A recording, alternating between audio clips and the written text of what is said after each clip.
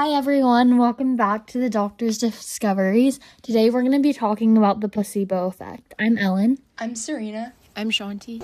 And I'm Sharvi. Basically, the placebo effect is a phenomenon where a person experiences a real improvement in their condition after receiving something like a dummy treatment, such as a sugar pill with no actual active therapeutic value. I can talk a little bit about the neuroscience behind the placebo effect.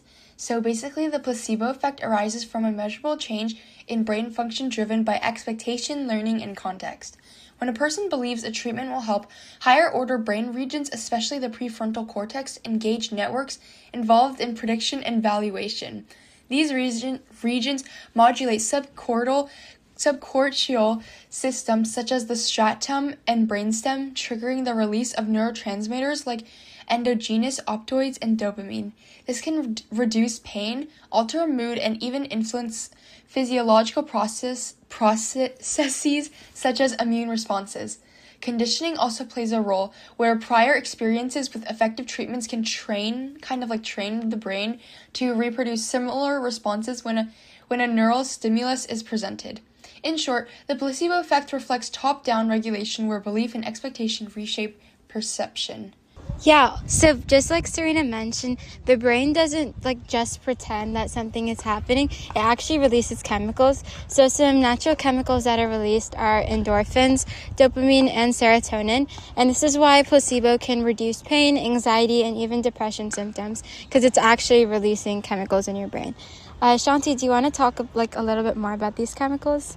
Yeah, so more specifically, how your brain is kind of tricked in a way, is the brain's prefrontal cortex processes things like when you go to a doctor's office and you swallow a pill or get an injection from a needle, ways to get treated for something, and it creates an expectation of relief. And once that relief is expected, the brain's reward center releases neurotransmitters like dopamine and endorphins. And like Sharvi just said, those hormones cause you to experience rewards, stress relief, or reduced pain. And so basically, when those natural chemicals, they travel through your nervous system and then block pain signals at the spinal cord so that before they can reach your brain. And so whatever pain you're feeling is not interpreted as pain. And that's how you kind of don't really feel the pain anymore, even though the treatment is not the real treatment. Yeah, so basically, the specific pain pathways that are modulated are the areas in your brain the anterior cingulate cortex, which is also called the ACC, and it's kind of in charge for pain processing. And then also the periaqueductal gray, the PAG, which is in charge of pain suppression. So the brain basically just turns down the pain signals. And then it also conditions your brain. So if your body has learned that a pill causes relief, then even a fake pill can trigger the same response. So it's kind of similar to this idea called Pavlovian conditioning, where basically it's there's an unconditioned stimulus, which is a real drug, and then there's this unconditioned response, which is an actual biological effect. But then afterwards, they put in a conditioned stimulus, which is a not real pill, and then the same response happens where the body produces a similar effect but without the drug. Yeah, so one example would be during World War II when Dr. Henry Beecher ran out of morphine while treating wounded soldiers, and therefore he out of desperation, he injected them with a saline solution, which is basically just salt water and doesn't really have a huge effect on anything. And they told them that it was a really powerful painkiller, but surprisingly, 40% of the soldiers felt a significant drop in pain, which allowed him to perform surgery without the men going into shock. That's a really big example of the placebo effect. And another one is the expensive pill phenomenon, which you guys may have heard of. It's when researchers gave two groups the same placebo painkiller, and one group was told the pill costs $2.50, and the other costs 10 cents. And the result was that 85% of people who took the expensive pill reported significant pain relief compared to only 61% who felt significant pain relief taking the cheap one. And that also kind of shows a different kind of placebo effect in terms of money. And this also shows us that placebo effects oftentimes take place in things like painkillers. To add on to like more of these like examples, there's a lot of stuff that's like happening today, like in real time, like headaches, for example.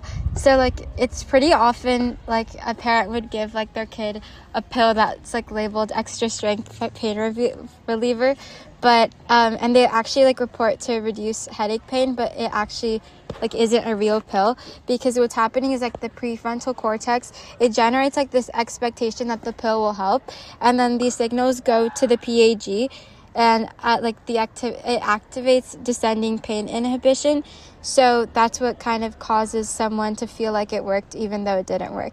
And then also it's used in depression treatment, where there's this thing called placebo antidepressant response. And actually in clinical trials, 30 to 50% of patients on placebo pills, they report mood improvement.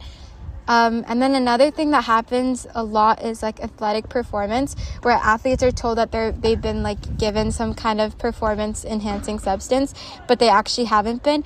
And outcomes actually show that they have faster sprint times and increased endurance and higher pain tolerance. And then there's also like a caffeine placebo, where some people think that like the caffeine is making them more alert, but it's actually just like mostly the placebo. Like some people have been given decaf coffee, but it still works for them the same way because of the placebo. So to add on, like we talked about like how, like what tests it's been administered in, but I'm going to talk about like how it actually works when it's administered in these tests. So placebos are commonly used in clinical trials to test the results and like how well a medical treatment will work. And the way this works is like they're administered randomly between like the group that's being tested, and they look like the same, so like they're indistinguishable from the actual treatment, so that the patient truly believes that they are getting the treatment.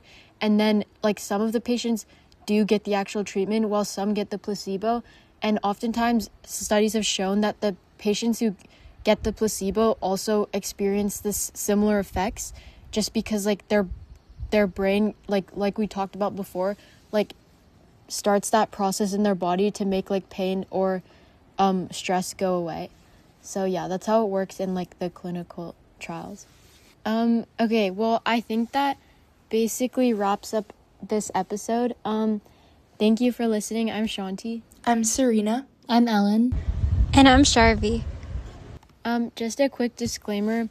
This podcast was researched and created by high school students, so not everything will be entirely correct. Thank you for listening. Bye.